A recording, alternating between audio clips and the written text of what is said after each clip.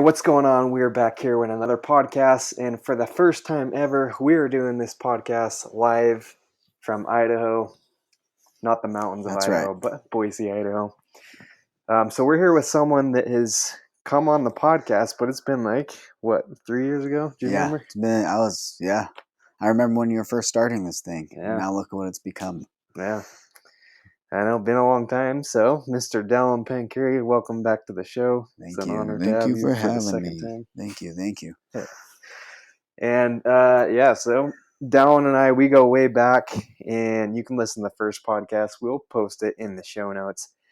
But just quick introduction. This guy right here was the one that recruited me into solar. And so we probably wouldn't have the Solarpreneur podcast if it wasn't for Dallin here. Yep, pretty much everything you've achieved is thanks to me. So Yep. It's kind of nice knowing that. Yep, he's like the grandfather, the Abraham Lincoln. He liberated me from pest control into solar. Yes. I'd still be running around with those pest guys probably. So yeah, I'm super grateful for him for getting me in the solar opportunity, giving me the opportunity, and glad that he didn't. I originally tried to recruit him for pest control, so I'm glad that he didn't. It was a battle. Yeah, glad that he didn't come. It took me. Maybe we shared this on the last one, but I remember it took me taking you out on a helicopter. Yeah. Flying over LA, and then he was like, "Okay, I'll come." Yeah, he laid out the red carpet when I came out. I'm like, holy cow, he's literally flying me in a helicopter and giving me steak dinners. I'm like, all right, I'm sold. Anyone knows that free food is like the way to recruit me. Love my free food. The ultimate. Yeah. But anyways, so yeah, again, you can go and listen to that podcast for Dallin's whole story background. But he was in California. We sold for probably 4 years together, and then I went to a different company. We've always been, in close contact though, still going out, selling together from time to time. And now, we finally sort of came full circle because I decided to come out and do a little blitz in Idaho, hang out with them. So we're going to talk a little bit about that.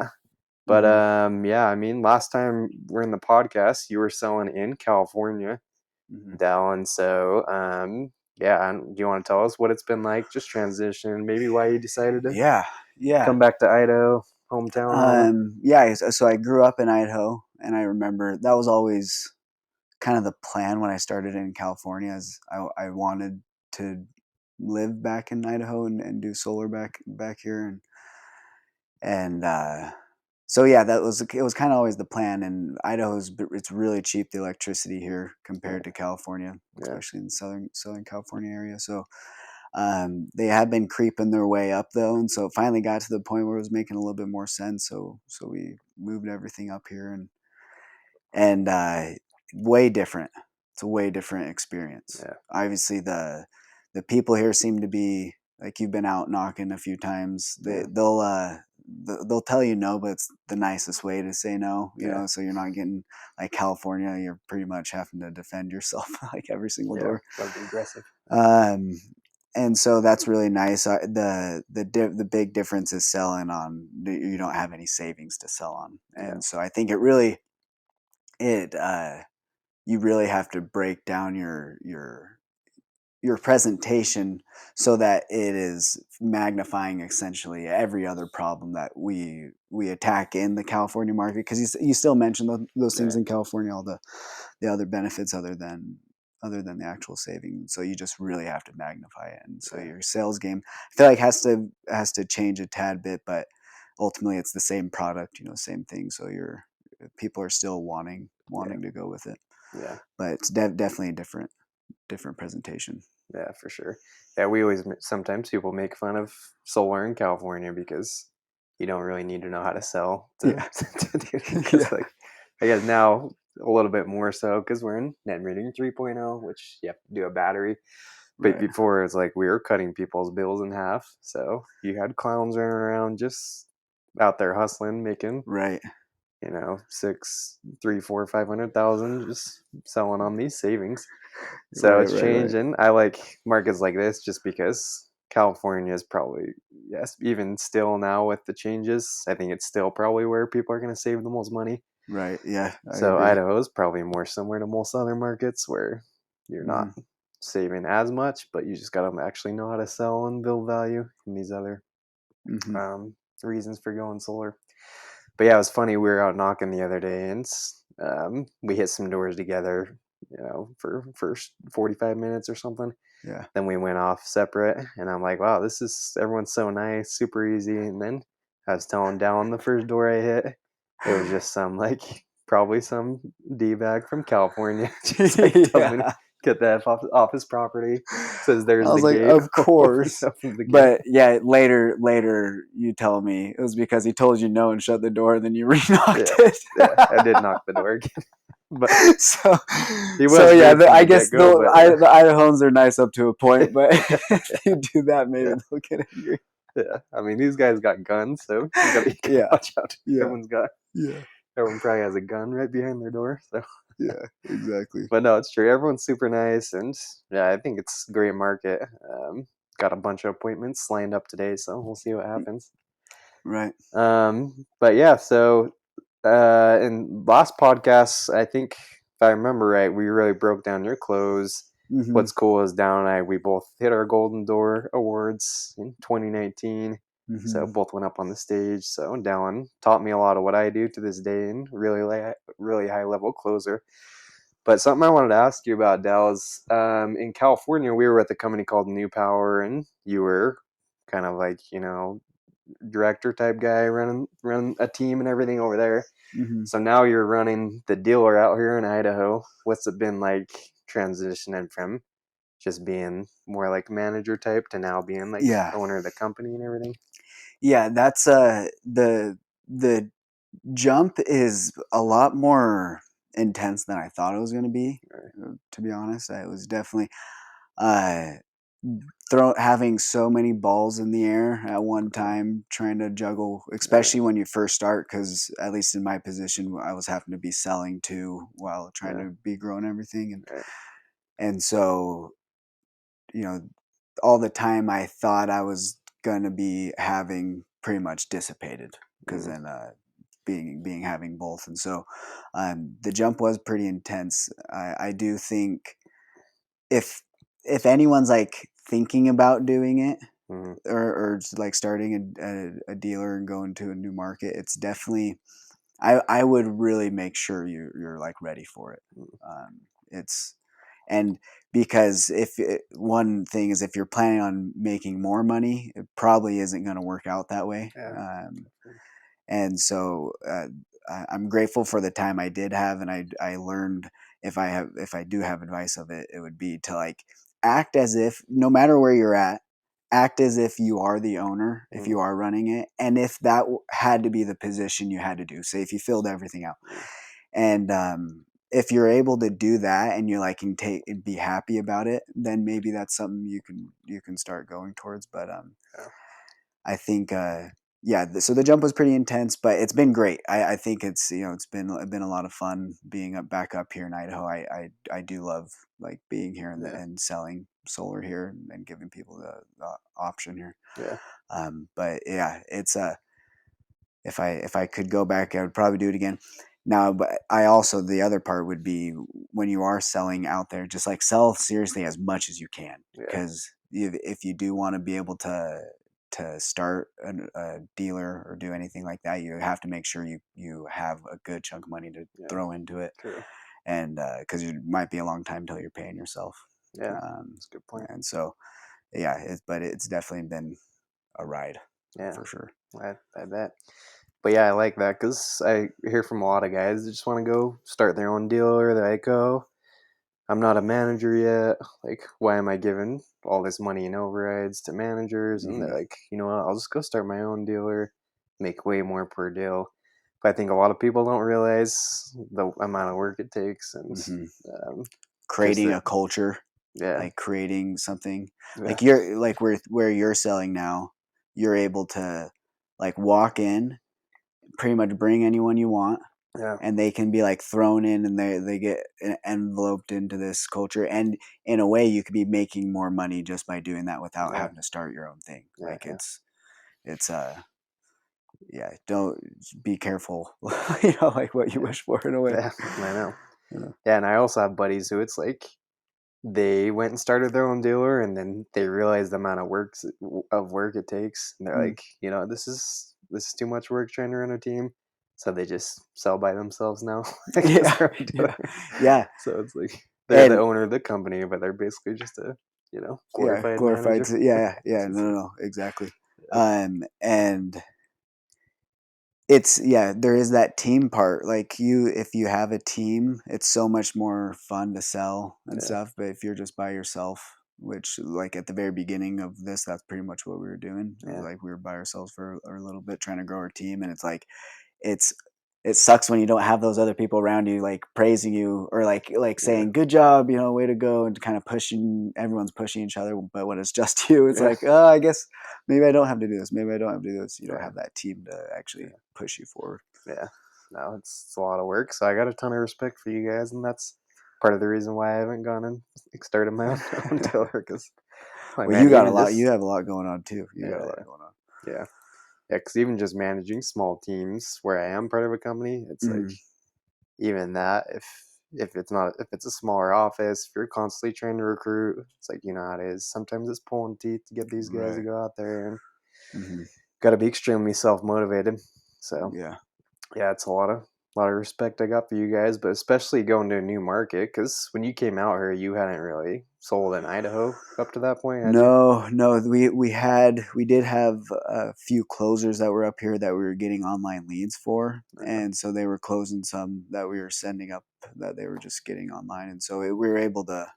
That kind of was our test in the market before we moved up here. yeah, But yeah, it was still like me personally, I hadn't really sold anything up here. We just had some guys up here that decided yeah, they wanted to. yeah, yeah. Because were you nervous? Like, I'm sure it's a big step, and like I know your family really well. Like, I know your Yeah. wife; she likes California a lot. Oh yeah. So, Yeah. so like, were you pretty nervous coming into the unknown? I know this is like your hometown, so that probably helps a little bit too. But what Yeah. were you feeling coming back and into Yeah. the Oh my unknown? gosh.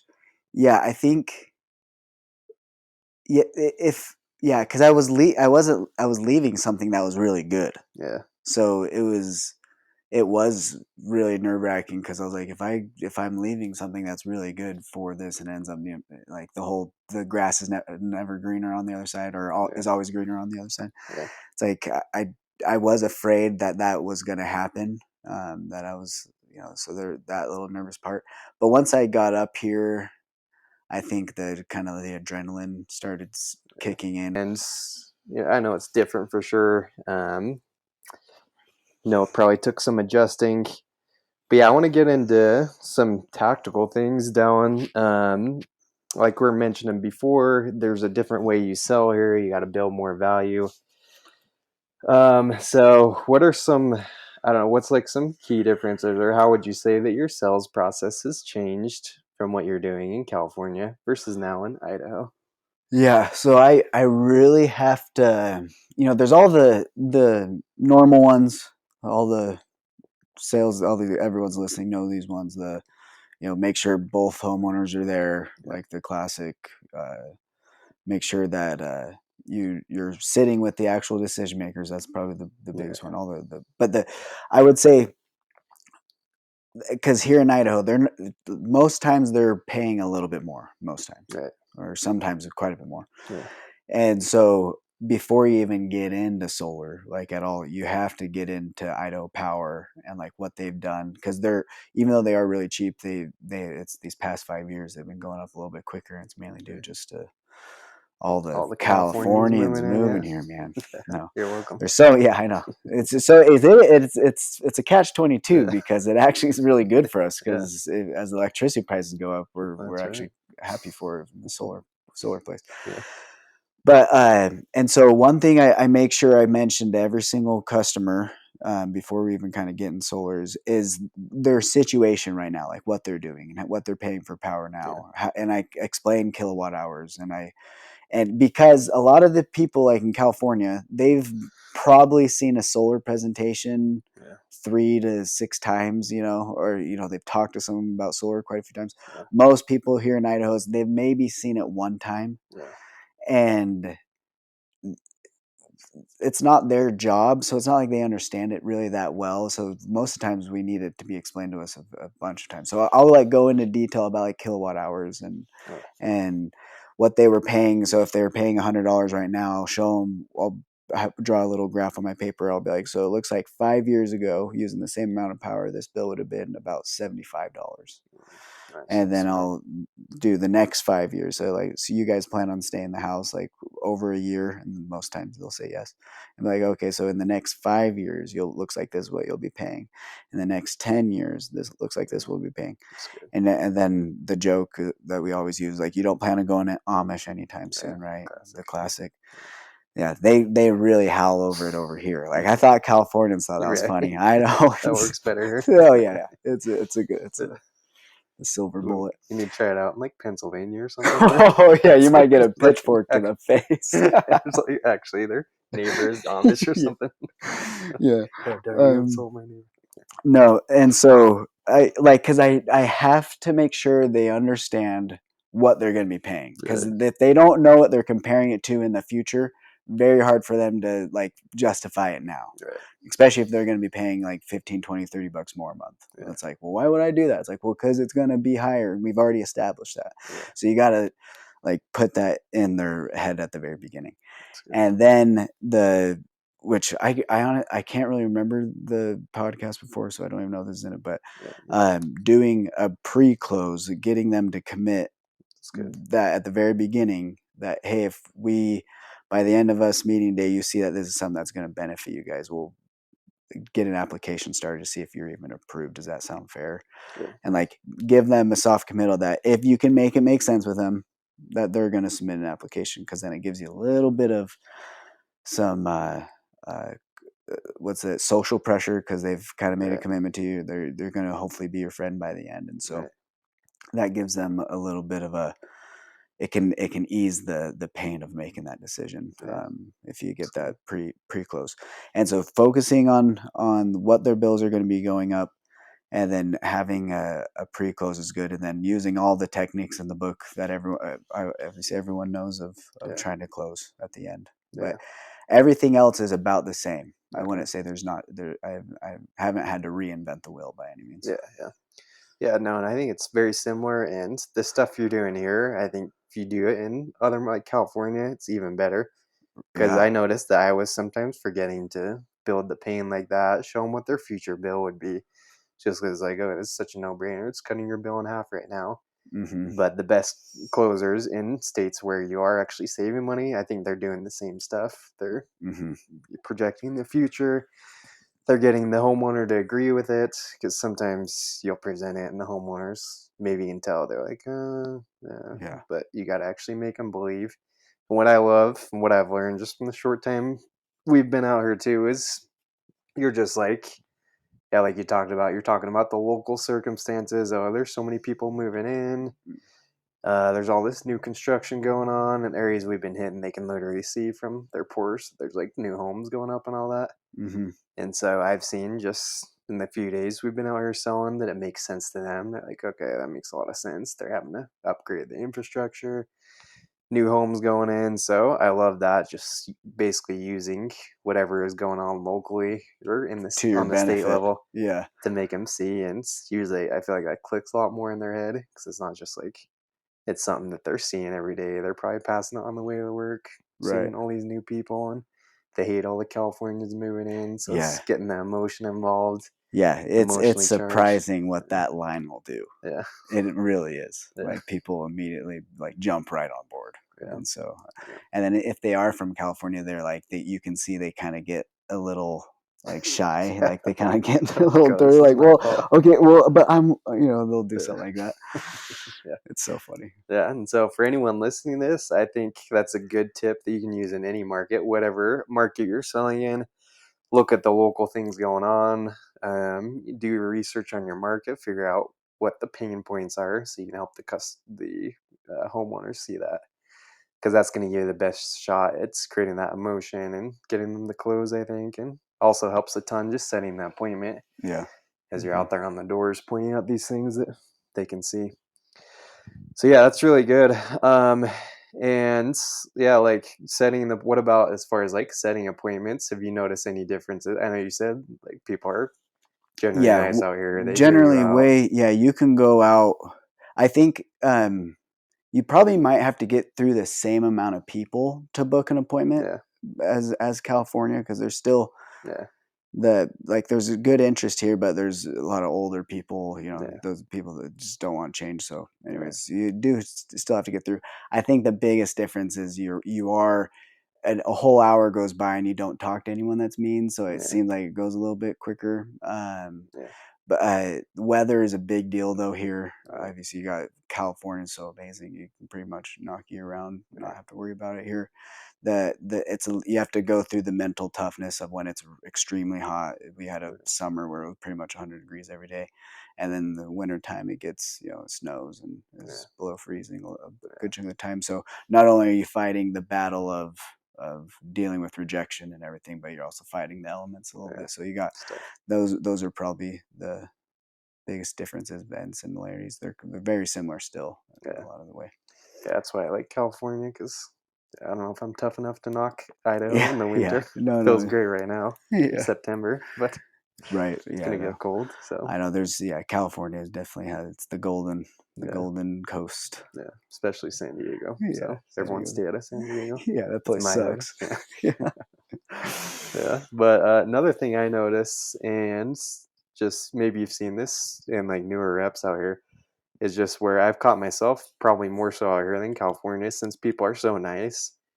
You'll talk to someone for like half an hour where it was probably Mhm. a waste of time. They weren't necessarily gonna like do anything, but they're just being really nice. Right, right. So, do you have any tips for like for people like that? They're just being nice. Do you just like I don't know, try to catch yourself and cut them off, or or how Yeah, do you coach your new reps to right. like, hey, don't spend an hour with grandpa, A 92-year-old yeah, with that's Grandpa Tommy blind. over here. Like, Yeah, yeah, that's always the conundrum, because you can feel like you're building a good relationship with them, and so it's like sending off all the signals like, okay, this is a good appointment. yeah, um and you do find, I think age is a big one. yeah, So if they're like extremely old, then 80 plus, then it's those ones tend to not work out a lot of the yeah, times, even if you can't sit with them. And so I if you can sit with them. yeah, And so I think our kind of rule of thumb, yeah, is like 80. If you don't necessarily have to ask them, but if they just look like they're 80, yeah, kind of like leave them alone. yeah, Now, if they're with it and they're going and they're like wanting to do it, it's case by case. Like yeah, if they're as lucid as Joe Biden, then yeah. go for it. You know what I'm Exactly. saying? Yeah, um, and so yeah, that's probably the one thing.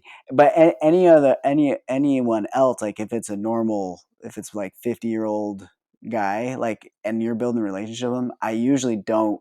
I would tell them just keep on going with it, because who knows, it might turn into something. yeah, I think age is kind of the spectrum I stay on yeah, if I'm going to be spending more time with them or not. yeah. It's good. Um, Yeah, we had one. Yeah, the last weekend we were hitting some doors for a little bit too, and we talked to this super old guy. He let us right in, and even that one, we both knew it probably wasn't going anywhere. This guy was what 90 or something, I think he said. oh yeah, The yeah, guy yeah, we knocked yeah, on, yeah, yeah, yeah, yeah, yeah. and he was just willing to talk for us for. Yeah, he just let us in right off the bat. We're Oh like, yeah. okay, this is either going to be like a lay down. He's going to do it for sure, or a huge waste of time. And yeah, luckily I think we tried to manage it pretty well. We, heard him out and tried to be nice. But I think we tried to go 2 or 3 times, and he's like, "Oh, well, let me." He started talking about his family again. Then finally, I'm like, "Okay, we got to get to some of your neighbors." And he's like, "Oh, well, I got to give you guys a drink." Yeah, he's like, "It'll make me feel better." Yeah, I'm like, okay. I'm like, all right. That's He's like, funny. he's like, "Oh, my son really doesn't want me to do this, but leave me your card." So, I Yeah. don't know. I guess. We could have stayed in there a lot longer. Yeah, We could honestly have asked him, "Can we take a nap yeah, somewhere?" And he would have been okay with it. yeah. He probably would have been happy. Yeah. This wasn't doing anything. But yeah, I think that's a good tip though for like especially in those markets where you have, maybe in the South, there's nicer people or older folks. You got to watch out Mhm. for that. Because I made that mistake all the time as a newer rep, thinking that I was working really hard, but I would be an hour in the home with some grandma or 80-year-old and think I was, making good use of my time, but probably wasn't the smartest use of time. Yeah. Yeah. So I think that is a good, tip, especially for newer reps. Make sure you are conscious of your time and not spending all day in homes where they're probably not going to do anything. But yeah, another thing, like I've noticed, it seems like to me that you have to be a little more selective out here because California, like we can, I would say 99% of people can benefit, if not 100, can benefit from going solar, Mhm. especially as we have loans, PPAs, you have A few all different all the options. options for them. We're out here right now. I hear they're maybe rolling out leases soon, but pretty much just have loans right now at the time Mhm. of this recording, 2023. So is that another thing you've had to maybe adjust out here? Is just being more selective and like looking for home. Like another thing is we saw a lot of houses with shade on it, Right. or tons Yeah. of trees. Do Yeah. you feel like you are being a lot more picky as doors you're You knocking and definitely pass neighbors? way more doors. You Okay. definitely, yeah. There's Idaho or Boise is it's like means La Bois, which is like the Uh, city of trees, like or okay. something like that. So we have a lot of trees here. Okay. Yeah. Nice. And so yeah, the shading's the one thing. Palm trees don't shade that much. Yeah. So in California, you don't have to worry about it. Yeah. Here, you shading's a big one. Um, because the big difference between here and California is people use a lot more power. Yeah. Like you just got a bill that person's Four use four thousand kilowatt thousand in a hour. month, Yeah. Yeah. and so but the systems are huge, Yeah. and so the systems are also really expensive. So the tax credits are really big, and so Yeah. when you're dealing with the more elderly folk, when their tax credit's 30 grand, Yeah. probably not going to be able to take advantage of it. Now they're hopefully, yeah, the PPAs or leases come around where we can then start helping them a little bit more. So that's another one of those reasons about with dealing with old people here is it might not be worth your time because they're not going to be able to get the tax credit. Yeah. So it's sometimes those ones you pass by. Route, yeah, I would say those are the ones more likely than not. Yeah, Yeah. you'll be able to see them from the street. Yeah. You'll be able to skip them. Yeah. Another thing that was, and I didn't even think about till you told me, is you're almost, when bills are insanely high out here, it almost makes Yeah. it more difficult in a way. You're saying, Yeah, right? well, if you're coming from California, because Yeah. you sell a $40,000 or $50,000 system, you're like, oh man, this is Yeah. getting up there. This is like a 6 kilowatt, 7 kilowatt. That's Yeah. awesome. Um, where here, yeah, you're in the 80 to 100,000s, like very often, Yeah. and so you have to get over like the sticker shock price, the sticker shock Yeah. of like I know in California sometimes I would be scared of showing people if it was over like 40 or 50,000 because like, oh, it's a lot of money, Yeah. and I knew that if it scared me, it's gonna scare them type Right. thing. Yeah. And but here, yeah, it's finally it's pretty much I can't even let it be a part of the conversation, or it's Yeah. not something I really focus on just Yeah. because it is such a big number. Yeah. Yeah. And then, yeah, I mean, bigger number means bigger tax credit too. Yeah, So that too. Yeah, you're it's hoping like, everyone's paying a lot of money, making a lot of money, so they can yeah. pay a lot of money. Yeah. Exactly.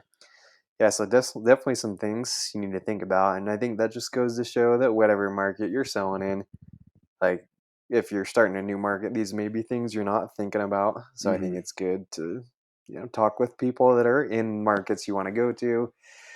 If you're new to a market, make sure you get with a good organization, people that know what they're doing. Because if you don't know these things, like if I had come out here without you, just on my own, then yeah, another example is just like the town we were in.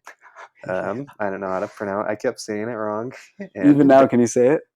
Kuna, right? Yeah, Okay, Kuna. There I you go. finally got it. But yeah, Kuna yeah, I and kept calling it like Kuna Matata or something. Like I was trying to do other. So Dylan's yeah, like, dude, you're gonna sound like an idiot if they catch yeah. you I had saying to that. correct that Yeah. quick.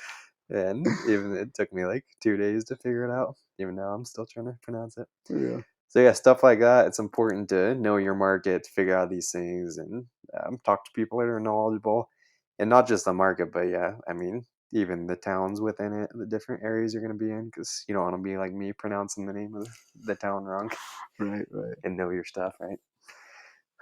So yeah, I want to transition here before we start wrapping up here, Dallin. But we mentioned a little bit just differences between like managing a team and running the dealer.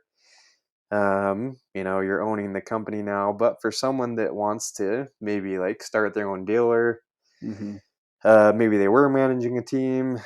Um, we touched on that, but do you have any maybe like mistakes you made or I don't know, things that you didn't think about as you're going from running a team in California to being the boss? Yeah. What's like, I don't know, maybe some tips you'd have on that? Yeah, and I kind of mentioned this at the beginning, but one of them was the thought of using your time, like, if you're coming up and you're going to be selling while you're starting a dealer, Hmm. then you really have to you make sure you have a good schedule that's going to work with, and if you're married, that works with your wife, Yeah, um, or husband, and because that was something that kind of caught me off guard of how, I was so used to working from 1 to 8.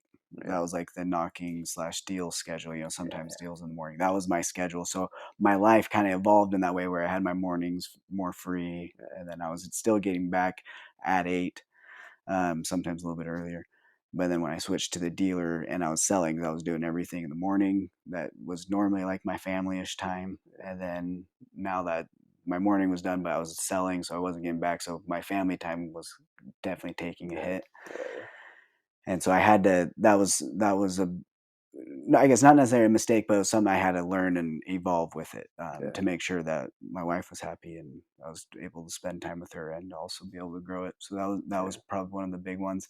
And then along with that is, yeah, you're putting a lot of money into it to start, yeah, and so you're like, you want to be making sure it's making money, and things like that. yeah, So don't expect to be making a whole bunch at the very yeah, beginning, yeah, type yeah, thing. Uh, yeah, just if that's your expectation is, oh, I'm going to be making more money because I'm going to start a dealer, then you might want to revisit what you're doing right now, and maybe yeah, you can improve a few things, because I think that's the jump that you shouldn't be making at that point, if that's the reason. yeah, yeah. Did you know that before? Did you kind of already like know you're gonna probably be making a little less and all Well, that coming yeah, in? Or were I you had, surprised that it's like, oh, I actually gotta be out selling still quite a bit because that's where a lot yeah. of the money is Well, coming I from? did what I was having to sell longer than I expected, Okay. and so that for sure that was the case as well. What was the first thing you said before that? Just like, were you surprised that, like, did you already kind of know that coming Oh in? yeah. Or were you So like I did surprised? talk to a few other people that had started a dealer, and they kind of told me that. Okay. Um, and so I was expecting it, which I'm grateful for, because Yeah. I was, or I shouldn't say I was expecting, because I also wanted to be making a lot of money at the Yeah. same. It's not like I didn't want to make money. I Yeah. shouldn't say that, but it was a little bit less about me in the moment. When I was selling by myself, or with the team, I always Yeah. had making sure I was producing. That was like my number one priority. Yeah. But then all of a sudden, these other things were my number one priority. So I wasn't doing what I thought I was going to be able to make what I was wanting. Mm. And so Yeah. it was still, even though I was kind of warned about it, I was thinking I had a plan to get away from it, but Yeah. it still ended up happening. Yeah. Yeah. Tough to plan for everything for Yeah. sure. Yeah, well, and we haven't really mentioned too, but you're running it with Dan Cranford. You guys run it together, Yeah. and so what was that like stepping in with? I don't know if there's been any like challenges or like I don't know maybe difficulties doing it together. No, Because I know yeah, there's always stuff like working things as can like a happen. partnership and all that. So what's that No, been like, or what advice would you have someone that's doing it with another person? Maybe yeah, like communication, ways you guys communicate, or right, anything yeah, to yeah, consider with that. all those things. So luckily, Dan, he is like the most, lighthearted in a way. Like Yeah, he's really serious about stuff, but he takes everything yeah, pretty lightly. yeah. And so if something is wrong, we're able to fix it relatively quick. Me and him are both, very we really try to let go of our ego when That's dealing with good. things. Yeah, Um, we both there's this book called Power of Now, which if Mm. have you read that one, I don't. Eckhart Tolle? I don't think I have. No, Super good I'll book. check it out. Um, it just talks about like letting go of things that are out of your control and essentially just focus on what can happen right now. And me and him kind of both take that to heart. And so I think having that where we can let go of our egos, just try to figure out how to solve whatever Yeah, is going on. Like we both know we're not trying to ever screw the other one over by any yeah, means, even if it's good. maybe one of our actions seems like that at the moment. Yeah, And so we've it's been really good. So if you have a partner like that, it makes it things go a lot more smoothly. yeah, it's good. Um, and he's a really hard worker. So we kind of stay in our own lanes when we need to, and or when we need to, we'll jump in and say, hey, what about this? Yeah, And we're able it's to good. overcome it Yeah, pretty did you easily. guys like divide up? Because I'm always curious about how you decide. Okay, this person's gonna handle this. It's gonna handle Mhm. this. Maybe you guys know your strengths and all that, but is it more like, would you say Dan came in and say, hey, I think you'd be really good at this, or do you guys just like, oh, I want to do this, or how do you guys decide who's gonna do what Mhm. in the business? Yeah, when we first started, that was one of the learning things as I moved up here, and we decided to partner up together. Was I was he's kind of more over the operation side, dealing with anything uh, leading up to install and post install. He kind of like I always help with those things as well, but he's kind of the one that heads all that, and mine was more on the sales side. So Yeah, I'd be the one doing the trainings, and then we have one of our main guys, Jay. He kind of does all the recruiting, and nice. so we have Okay. 3 people that kind of. But we definitely share. We don't Yeah, we share hats, so yeah, we'll let each other do the other thing if we need help.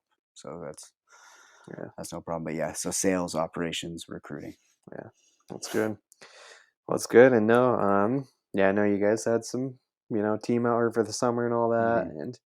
and yeah, winter, that's tough. I know a lot of you guys were summer guys coming out, Yeah, and yeah, I don't blame you. It'd be tough keeping guys on like yeah, knocking on yeah. the winter. That's why it's blitz season Yeah, during the winter yeah. time because yeah, you got to get out of Come this back out cold. to California. Yep, Yeah, yep. You yeah, know it. yeah. But no, it's been cool hearing about the journey, and Thanks, man. yeah, hopefully we can keep having you back on because there's always different perspectives from guys going to other markets and things we can apply that make us better in Hmm. whatever market we're selling.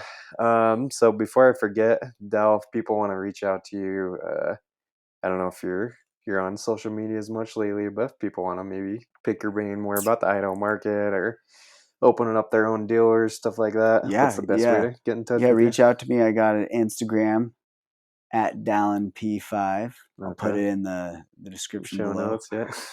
Yeah. We'll make you do that. Just kidding. Thanks, dude. Yeah, reach out. I'd be happy to help out with anything if you guys Yeah, have any questions. yeah, cool. Well, yeah, and then last question before we wrap up here, Mm, Dal. I think last podcast we talked a little bit about, Golden Door, what it takes to get over 100 mm, installs in a year. I think it's now like 130 or something. 130. Mm-hmm. But yeah, maybe for someone that wants to hit Golden Door on the year or someone that's struggling, would be some like final advice or final words of wisdom that you'd have just to wrap up here. Yeah, yeah. I love collecting data. That's Okay. like my favorite thing to do as far as projecting what can happen in the future. Yeah.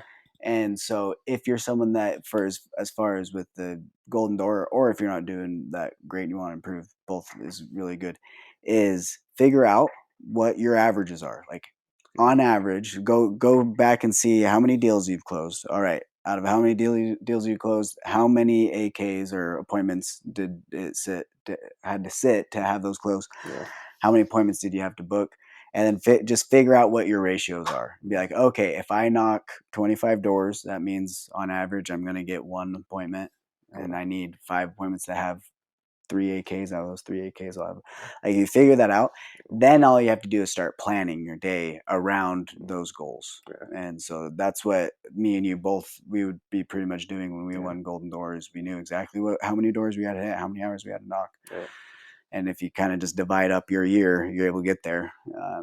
And then if you're not doing that well, you'd still do the same thing. And then, like Grant Cardone says, just usually you'll have to 10x whatever you think you're going to Yeah. be needing to get where you really want to go.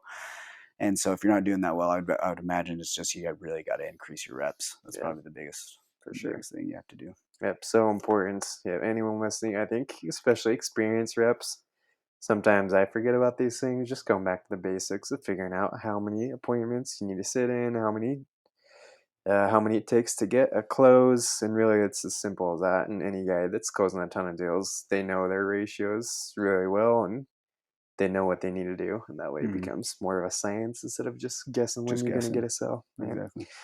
So, Dallin, we appreciate you having you on today, and guys, go out and crush it, learn your markets. If you're thinking to start your own dealer, like Dallin has done, make sure you listen to the things he's talked about today and know what you're getting into.